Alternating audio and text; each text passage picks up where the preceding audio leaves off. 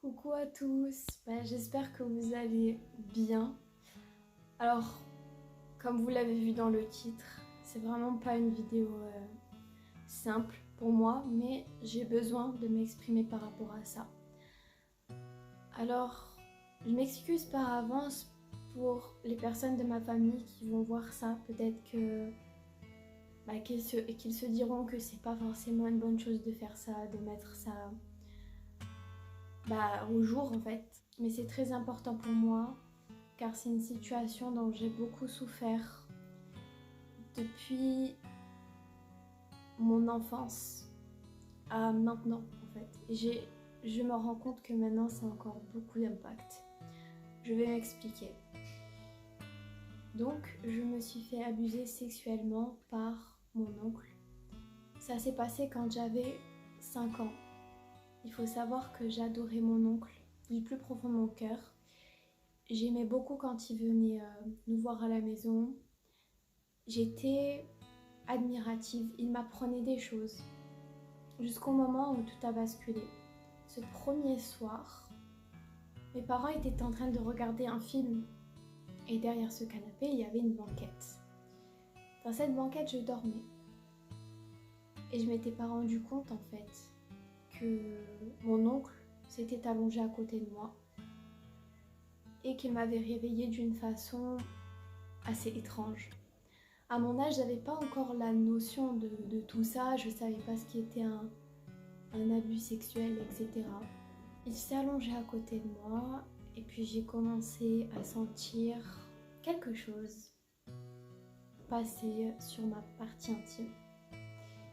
Je ne savais pas exactement c'était quoi, alors j'étais pas dupe non plus, je n'avais que 5 ans, mais je sentais au fond de moi que quelque chose d'étrange se passait. Mais pour moi c'était de l'affection dans le sens où il m'a pas agressée. C'est ça la subtilité des choses, c'est que je n'ai pas été agressée. J'ai été amadouée de sorte à ce que les actes qui ont été commis envers moi étaient pris pour quelque chose de presque agréable ou même pas grave.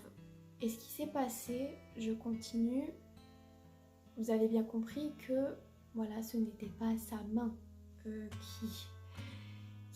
qui touchait. Et déjà, rien que la main, je tiens à préciser, si quelqu'un vous touche là, sans consentement, avec la main, déjà c'est pas bon du tout, c'est un attouchement sexuel, ça s'appelle. Sauf que là, c'était autre chose. Il se frottait sur moi. Et je l'ai su plus tard. Il me disait des mots du type « Est-ce que tu aimes ça? Est-ce que ça te plaît? Est-ce que tu en veux encore ?» Et moi, j'étais un petit peu surprise, choquée, mais en même temps, j'assimilais pas ça à du mal en fait. Et je m'en suis voulu pendant longtemps par rapport à ça. Et j'ai encore du mal à le dire, dans le sens où je me dis oui, j'étais petite donc je pouvais pas avoir la notion de toutes les choses, mais je sentais que quelque chose de bizarre se passait. Donc déjà ce premier soir-là, c'était pas fini, et une première fois. À un moment donné, ça m'a quand même gênée. Je me suis levée, mes parents ont vu que je dormais pas, donc je suis allée à côté de mes parents regarder le film qu'ils regardaient. Et puis plus tard, ils m'ont recouchée. Donc je me suis rendormie. Ils n'étaient pas à côté de moi. Hein. Quand ils m'endormaient, quand je m'étais endormie, ils n'étaient pas à côté de moi. C'est juste plus tard qu'il arrivait à côté de moi. Et en fait, il me faisait toujours des caresses. Des caresses et puis plus que ça. Et ça a continué comme ça pendant un petit moment, hein. Au moins 4-5 fois. Hein. Il y avait des mots épouvantables. Il me disait des mots du style « je t'aime ». Il dit à une gamine de 5-6 ans qu'il l'aime. Lui à l'époque, il devait avoir 25-26 ans. Il me disait « je t'aime ». En gros, il espérait que j'aimais ce qu'il me faisait. Et moi, je me rappelle d'un ton super naïf et super triste. J'ai regardé par ma fenêtre après qu'il ait fini. Pour une 3e fois, c'était une autre fois encore, mais je vais pas trop raconter tout. Il avait fini.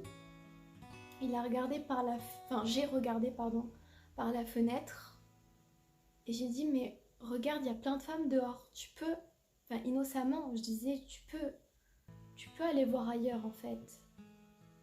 En gros, pourquoi moi? Pourquoi moi? Il me parlait avec douceur et en même temps avec un ton mielleux, avec ce ton dégueulasse. Et la voix, elle m'est restée en tête jusqu'aujourd'hui. Elle me reste en tête. Cette situation est très compliquée à gérer pour moi, même maintenant. Je l'ai nié pendant longtemps. Et pourquoi je l'ai nié? Parce que à ce moment-là, je me suis tue en fait. Je me suis tue pendant quelques années, genre 2 ans. Et à 8 ans, j'ai décidé de dire à ma mère, bon voilà, il m'est arrivé ça. Je me rappelle, j'ai pris un post-it et j'ai marqué avec des mots d'enfant ce qui s'était passé. Je vais pas vous le dire comme ça, genre c'est en 2 mots. Voilà, en 2 mots, voilà ce qui s'est passé. Donc, j'étais tellement gênée, j'avais 8 ans mais j'étais déjà très gênée. J'ai laissé le post-it sur la table, je suis sortie de chez moi, je suis restée derrière la porte en attendant que ma mère lise le post-it. Et la réaction qu'elle a eue en ouvrant la porte, c'était mais pourquoi tu t'es laissé faire? Elle me regardait limite d'une façon comme si j'étais pas la victime en fait dans l'histoire. Et Dieu sait que j'aime ma mère de tout mon cœur. Si vous avez regardé ma vidéo sur le décès de ma mère, toute l'affection que je lui portais, tout, que je lui porte toujours en fait. Je ne suis même pas rancunière, mais je lui en ai voulu énormément parce qu'elle, sur le coup, je pense, elle voulait pas admettre ce qui s'était passé ou elle voulait pas se confronter à la situation réellement.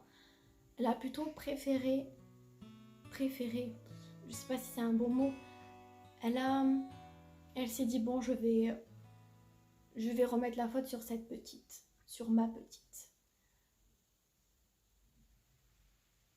Et elle me disait des choses du style si ça t'intéressait pas, il fallait t'enlever, etc. Et à un moment donné, en grandissant, je me suis dit mais merde en fait. Et merde, j'avais 5-6 ans, j'étais complètement en soi tétanisée. Je me laissais faire parce que la façon dont il me traitait n'était pas désagréable dans le sens où il me parlait de manière douce, mais il y avait quand même des moments où il me parlait de manière mielleuse. Mais ce ton mielleux, je m'en suis rendu compte plus tard que c'était hyper grave. Et en fait, durant toute mon adolescence, j'ai eu des moments de rébellion. Je me disais, je disais à ma mère, mais maman, en fait, il y a ça qui s'est passé, c'est comme si t'avais pas pris en compte tout ça. Elle continue à lui parler, presque comme si de rien n'était. Je sais que au fond, ça lui faisait du mal. Elle avait une genre de culpabilité envers mon oncle, parce qu'il habitait chez moi à l'époque, et je sais pas, ma mère avait trop de culpabilité pour tout le monde, et je pense qu'elle a culpabilisé pour moi aussi, mais elle n'a pas agi de la bonne manière au moment où il fallait. Et malheureusement, ça a mené à ce que ça se rejette sur moi en fait. C'est moi, en fait, t'aurais dû faire comme ça, t'aurais pas dû te laisser faire. Si tu t'es laissé faire, c'est que t'aimais ça. À un moment donné, c'est ce qu'elle m'avait sorti, parce qu'elle savait pas quoi dire, et sur le coup des nerfs en fait, parce que ma mère, il faut savoir qu'elle avait beaucoup de problèmes dans sa vie. À un moment donné, elle me disait, mais si tu t'es laissé faire, c'est que il y avait une bonne raison. J'ai dit, mais quelle raison en fait? Il n'y a pas de raison. se faire violer, c'est pas acceptable pour personne, surtout, enfin, que ce soit une personne de 5, 10, 20, 30, 40, 50, 100 ans, voilà, c'est pas justifiable en fait d'avoir un acte non consenti, de dormir et d'un coup de sentir quelque chose entre ses jambes. Et puis je vous épargne pas les détails, j'ai pas envie de vous les épargner en fait. Il y a un moment où j'ai réalisé quelque chose. Quand il m'a frotté, il y a eu un moment, c'était une des fois où il a profité de moi.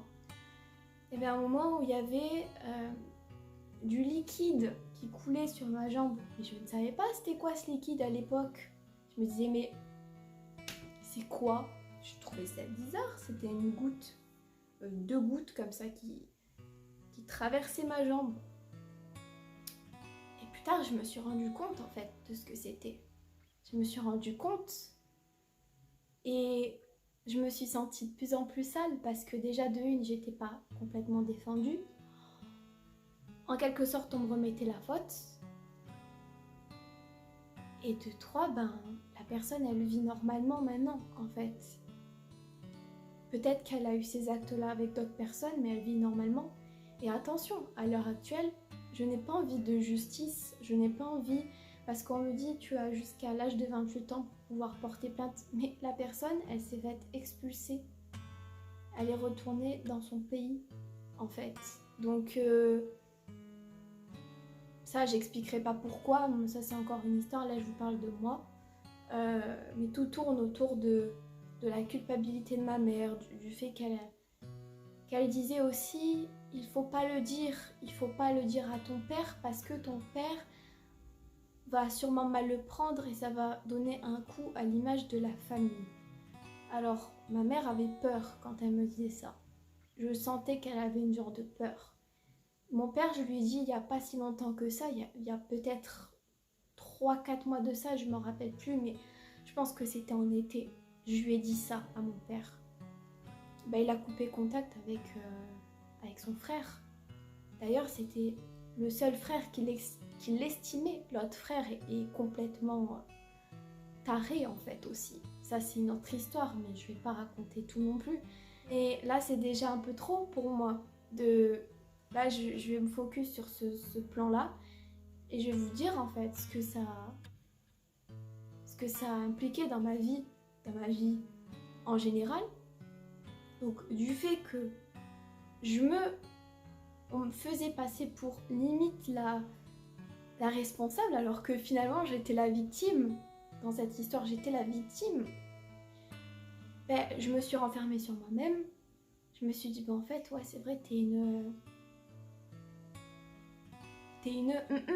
Voilà, je me suis sentie comme ça pendant très très longtemps et encore actuellement, des moments où je me sens comme ça, je me sens pas légitime. Sexuellement parlant, c'est compliqué. J'ai eu des relations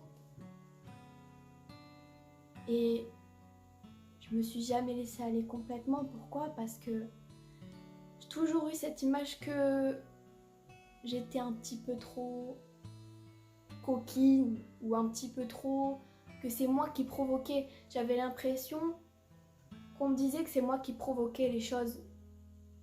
Je provoquais rien du tout. C'est la personne qui est venue vers moi, personne majeure, vaccinée, etc. Moi, j'étais là, petite Mimi de 5 ans en fait. Et je me dis, mais plus tard, quand j'aurai des enfants, je vais être à cheval sur ça, je vais avoir peur en fait. Parce que si dans la famille, tu peux pas faire confiance aux membres de ta famille, en fait, c'est un truc de fou quoi. C'est un truc de fou, tu peux pas, c'est pas possible. Et là, j'en reviens pas que je vous parle de ça. Je vous dis clairement, je n'en reviens pas. Peut-être que vous allez vous reconnaître. J'espère pas que vous allez vous reconnaître parce que c'est quelque chose de très difficile à vivre, mais je me recherche en fait. Sexuellement parlant, je me recherche. J'ai l'impression d'être une personne spéciale. Je me braque, par exemple, à toutes les avances. même des personnes qui m'aiment au fond pour ce que je suis, quand on me parle de plus, ben, je vais me braquer. J'ai déjà eu des relations, mais j'en ai souffert en quelque sorte de ces relations parce que j'ai jamais été bien avec moi-même, je me suis jamais sentie bien. Je vois que ma petite communauté s'agrandit petit à petit et je suis vraiment très reconnaissante en fait de ce que vous m'envoyez comme message. Je vois que vous êtes bienveillant envers moi, je vois que vous me comprenez, je vois que j'attire des personnes qui sont sensibles comme moi, qui peuvent comprendre des choses. Je me dis, je m'adresse à vous et merci d'être là en fait, merci d'être là. Et les personnes qui vont regarder, qui seront nouveaux sur cette chaîne, la bienvenue et j'espère que vous n'aurez pas vécu ce genre de choses. Et si vous avez vécu ce genre de choses, si vous avez besoin que ça passe en justice, bah faites-le, portez plainte. Ne pensez pas à ce qui va arriver autour de vous en fait. Parce que là on parle de vous, on parle de votre personne. Là je parle de moi en fait, de ce que ça m'a fait, de ce que ça impliquait dans ma vie en général et dans ma vie intime. Tout ce que je peux dire c'est que actuellement je suis une personne qui a très peur des relations. Bien que je dis pas que je n'aime pas les relations intimes, mais j'ai très peur de certains gestes qu'on peut avoir envers moi. Quand on va me dire intimement quelque chose qui va me faire penser à ce que ce mec, donc mon oncle, m'a dit quand j'étais petite, ben je vais me braquer direct en fait. Genre le tu aimes ça? Est-ce que c'est bien? Des trucs comme ça, tu vas dire des choses comme ça à une petite de 5 ans. Ben à 24 ans, actuellement, quand on va me dire ça intimement, ben, je vais me braquer. Je vais pas arriver à prendre sur moi. Et j'arrive pas à faire la part des choses. Par exemple, quand tu es en couple, j'ai été en couple, il y a eu des moments où je me suis sentie pas respectée en quelque sorte. Mais je sais pas si c'était réellement que j'étais pas respectée ou tout simplement parce que j'ai vécu des choses. Enfin, je me référais par rapport à certains actes, certaines paroles, je me référais à ce que j'avais vécu quand j'étais petite. Je suis juste complètement écœurée de la situation. Il y a eu des moments, j'ai pas envie de pleurer, mais j'ai la gorge qui... Quand je dis ça, j'ai la gorge qui se serre. Comment on peut infliger ça à quelqu'un en fait? Ma mère maintenant, on en a parlé plusieurs fois. C'est vrai que des fois je m'autorise pas forcément à lui en vouloir parce qu'elle a vécu peut-être la même chose. Quand elle était jeune, elle a beaucoup de choses qu'elle n'a pas voulu me dire. Et donc, elle a eu des actes des façons de se comporter qui portaient à confusion, mais je peux vous assurer que ma mère, c'était un ange. Elle était adorable. Et je me sens obligée de me justifier parce que, après ce que j'ai dit, c'est comme si ma mère était complètement ingrate, qu'elle s'en foutait de moi, mais pas du tout. Pas du tout. Je lui en veux même pas. Pourtant, je suis rancunière, mais je lui en veux même pas. C'était sur le moment, en fait, quand elle me disait toutes ces choses négatives. Peut-être que si elle serait encore parmi nous, ben, je lui en voudrais. J'en aurais parlé encore beaucoup de fois. Mais là, vu qu'elle a souffert, vu qu'elle a enduré, ben, je lui en veux pas, en fait. Je sais qu'elle a vécu beaucoup de mauvaises choses aussi. Mais moi, dans mon cas, je me sens légitime à dire que ben j'en ai souffert et j'en souffre toujours actuellement. J'avais 5 ans, j'en ai 24, ça fait 20 ans, quasiment. Donc voilà.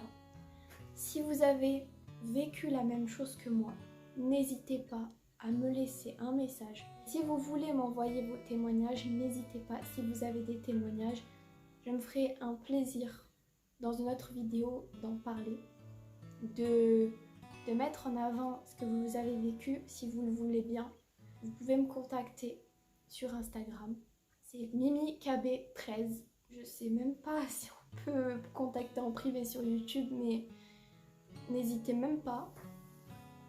Et voilà, moi ça me fait du bien de me livrer sur ça. Je sais pas quel impact aura cette vidéo. Franchement, comme d'habitude, je poste une vidéo, je me dis mais putain, mais je me dis mais est-ce que ce que je vais publier, est-ce que je vais m'allumer le feu en fait? Est-ce que je vais me porter préjudice en fait? Je ne sais pas, mais en tout cas, mon cœur dit de le faire, donc je le fais. Donc, voilà.